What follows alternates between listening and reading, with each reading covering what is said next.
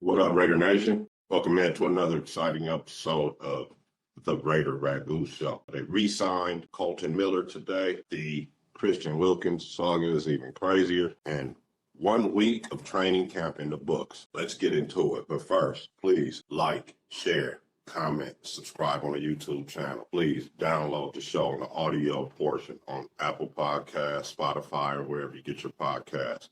The Raider Ragu Show. Please put it on auto download. And let's not forget our sponsor, shebangboutique.com. That is shebangboutique.com. Go there and get your girl something fly. Do that for me. Bam.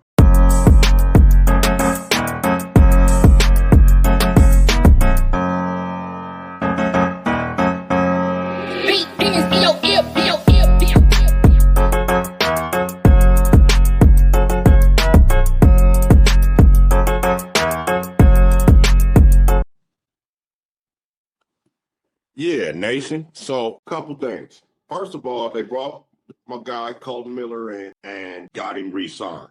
So, if you follow the show, if you listen to the show, we've done shows about Colton Miller getting paid, and Raider Ragu had Colton Miller getting 4 years, 80 mil with the third. There's the youth, the relative health or not health. So that's another shout out to the Raiders, front office, and the Raiders this season, bringing Max in, not prolonging it, and getting it done. But with that said, what are we waiting on with Jacoby and Kolton Miller? I feel like those are two guys that we should get some type of extension going for them. I don't know what Johnny is thinking, and if as we speak, they could be working on something for both of those guys. But I was saying for Jacoby Myers, 3 years, 51, right? With a 1 year option for the club. Kolton Miller, 4 years, 80 year option for the club, right?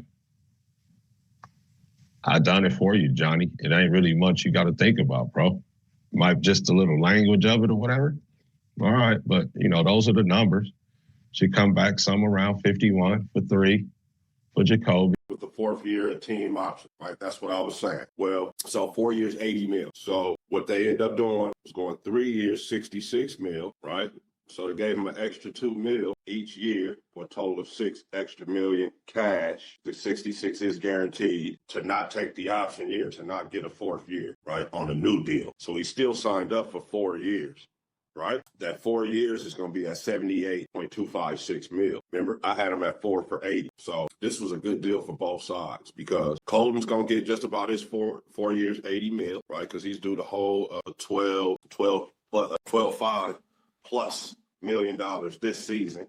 And then his 22 per will kick in for the next 3. So Colton's going to get his 4 years, 80, basically. And the Raiders end up saving themselves a year of contract on the back end, of the deal. So everybody's happy. I think the agent would be happy here. He's got a good deal for his client. Colton is happy. He's got, some secure money, take care of his family as he perhaps rides off into the sunset of his career. And yeah, everybody's good. The Raiders are good. They saved a little bit of contract, year and all that, being on the hook for another year for so, and then they could come and renegotiate this in that 3rd year if they want him to stay. He'd only be, I believe, only 32 going to be 33, or he'll be 33 already, which still, that's like the mercenary years, I call it, for the offensive tackles, the good ones.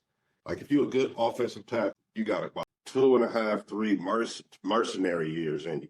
That's where you go in search of a team that needs a final piece of offensive tackle to solidify their offensive line and make a championship run. There's sometimes that happens. I call those the mercenary years. Some old linemen have loyalty and just stay with their team the whole time and don't go mercenary. But a lot of guys have mercenary years. So good for Colton, man. He's in there assigned. He didn't hold out, and they rewarded him for being a good player, for not holding out, and got it done right before the season. Now we just turn our attention to Jacoby Myers and see what we got for him, right? For him, remember I said 3 years, 51, which would be a bargain. Would be a real bargain for him. He probably wants a little more than that. He like, Ragu, what you talking about? But I think he can take that. That's not a lot of money on the receiver market. Guys are making almost double. So I'm saying 3 years, 51 for Jacoby. That should be coming down the pipe soon. I'm thinking they're going to get Jacoby done before the season ends. I feel like the Jack Besh thing was kind of holding things up. You know, it was a difficult situation there for a minute. The second round picks were at a logjam because a couple of the guys had got some guaranteed money. Tyler Shaw, Jaden Higgs had got a little guaranteed money at the front end of their deals. One as a wide receiver, one as a quarterback, both second rounders. So guys had to start signing so people could fall in line with how much guarantees they was going to receive, man. Because if you pay, do it for one, you got to do it for all. You know, on a like a prorated scale. So that's what ended up happening. All the second round picks are signed. Of course, our second round pick was Jack Besh, so that was the holdup.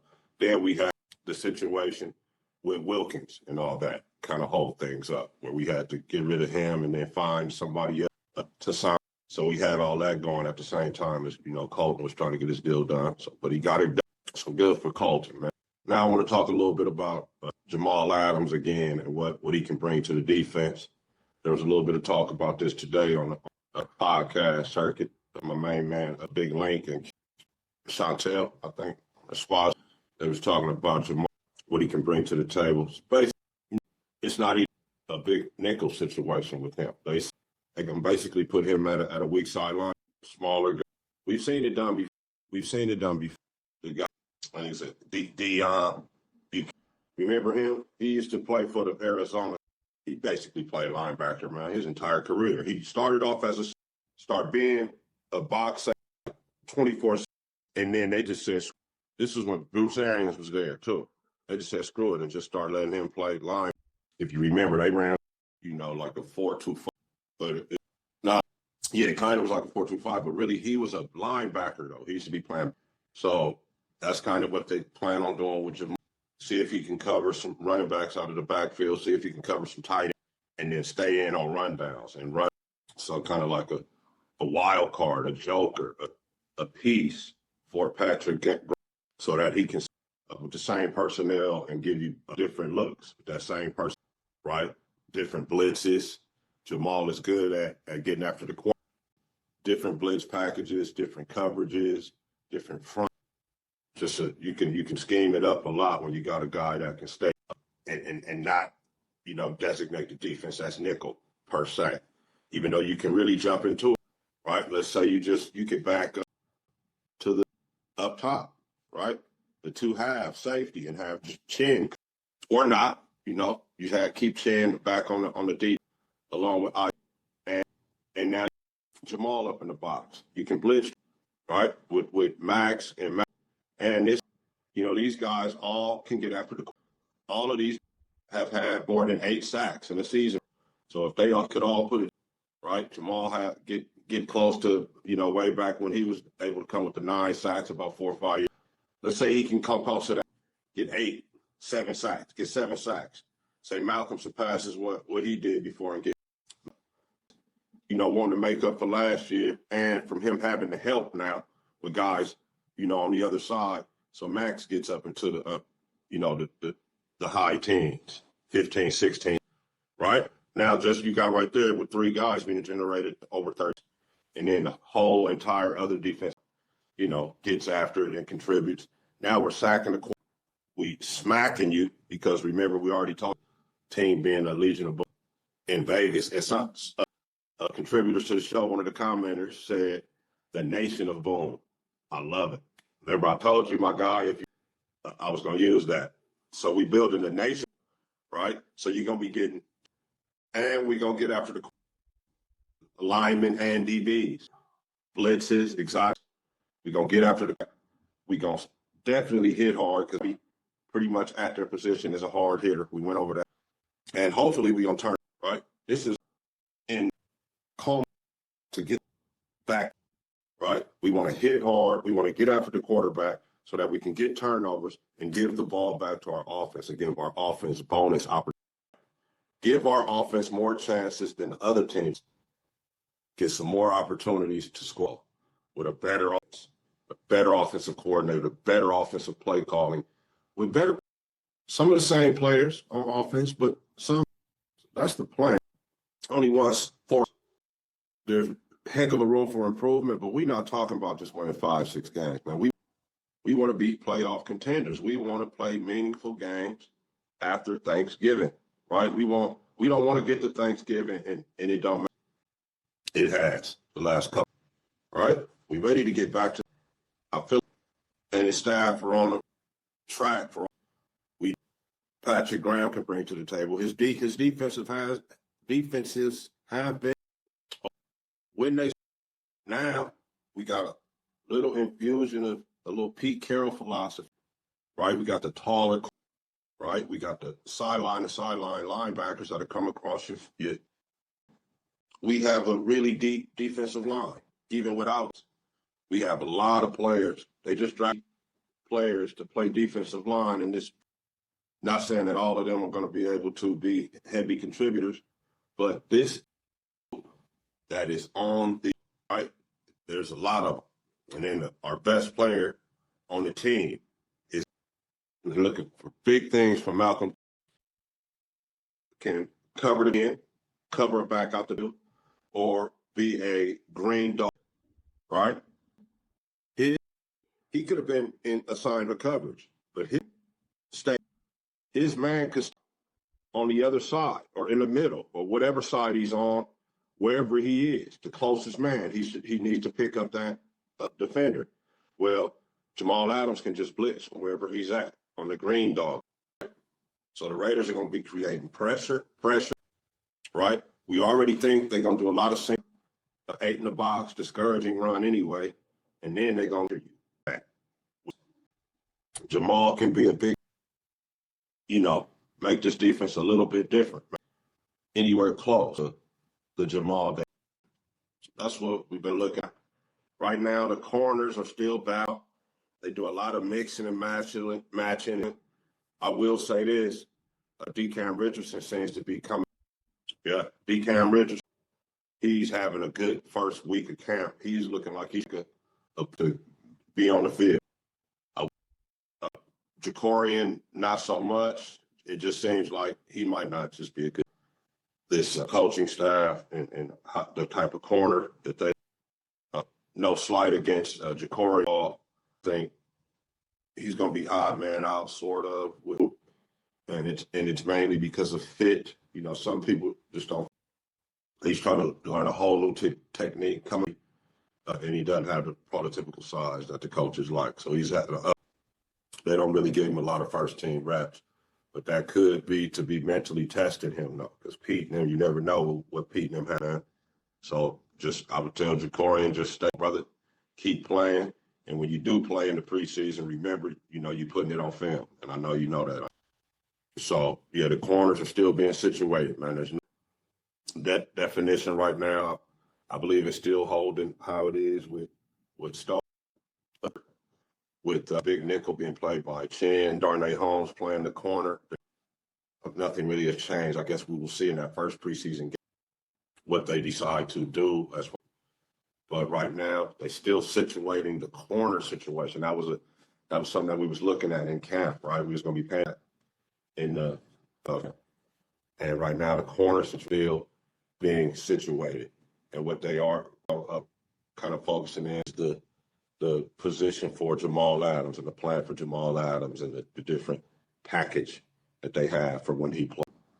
Get it deep, and hopefully he's going to be healthy. And then they're going to have their regular package too, man, where he's not even in the game. So it's not just going to be all about him, but they are developing a situation where they can kind of have that 4-3 in there, but still be a nickel. So now, the other interesting thing we talked about in camp, right? To see guard play, right? The guards. What are guard spot, right? I've been preaching that. You mess with how I feel about, nothing against Dan. I'm sure he's a nice guy or whatever, man. But as I've said before, I feel like he doesn't get down there, especially short yardage. He gets off. They have Cincinnati. He had a down year last year. He's looked back. They got Thayer Mumford, who's playing tackle still, but could perhaps be a candidate. You have Mr. Caleb Rod, who is a tackle as well, but could go down. And, you have Jordan Meredith. All right. Now, the interesting, according to Q, Meredith has been getting a lot of, right? Interesting. I heard Coach P on him, and he basically, last year, as they evaluate coming in, doing his job, man, when he was in there, right? Really efficient guy. When you put the little nerd numbers to it, he came out with really efficient numbers at position. But beyond numbers, you can see Meredith pretty much always got his guy. And that's the whole thing. Football. You can come with the nerd number, but man, did you get your guy job? I don't care how you got to him and what you did. You didn't get a penalty and you blocked your guy. You did your right. And Meredith was doing that. So now Meredith working with the number one offense, the offense. They have had JPJ work with the second center with I find this interesting. I looked at it from school, right? There it called nearly 2,600 snaps with 2,000 snaps at guard. So this guard.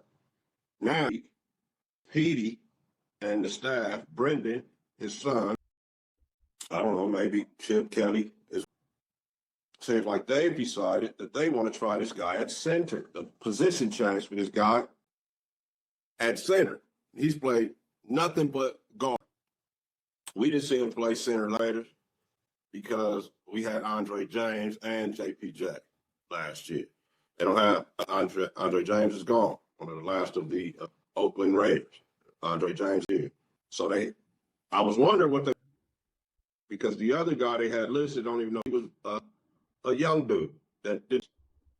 So the plan is for the 2 and Jack.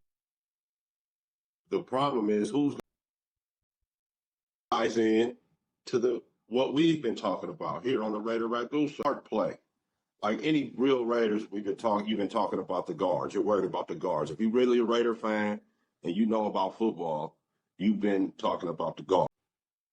So check this scenario out. Maybe thinking JPJ and Kappa at guard easy as he sees Jackson Powers Johnson as an all-pro guard, actually. Whether it be this year, D tackle on your ball club that plays against you guys. He sees Jay as an all-pro, then him playing center. Not place. Just think, PJ, Adam Beasy looks like he a guard, and then Kappa, who's looking for a bounce Cincinnati guard, right? And then Glaze, Miller, re-signed tackles. Audition, but actually that's taking care of the guard problem as well. They trying to extra develop him as the backup center just in case something happens. He's got the big helmet with the big front because he's got the history of concussions, of mistaken, and maybe the Johnny Spytek and Pete and those guys are thinking that this guy might could go down at some point in the city, ready with Meredith. So that would mean you still need to do, right? The front line guys who look to be Kappa and JPJ, right? Meredith is going to be the guard. JPJ is going to be the center. If Meredith is going to be the center, it's going to be the guard. Then one of those two go down. Say if JPJ goes down, now you still the guard, right? So that's still an issue. Right now, it looks like but we got to find it, right? And somebody can guard. And then right? So we solid guard, and we need, and then a spare. It looks like the Raiders might send 5. I'm being hopeful. Miller, John, and Cap are good offensive linemen in the National Football League. None of them are trash. You know what I mean? None tier below. None of them are like bad players. Kappa's looking here, right? Perhaps a new county. So they're going there. Colton just got re-upped to faith in him. Glaze is still, finding his way and be as good a player as he can be to be able to earn as much for him and his family as he can as his Chris. Same way, right? Second round pick out of the 24 draft. So we got, I think, a nucleus. Now we're working on a little bit of depth. But the pre upon us. Basically, it's fast approaching next week.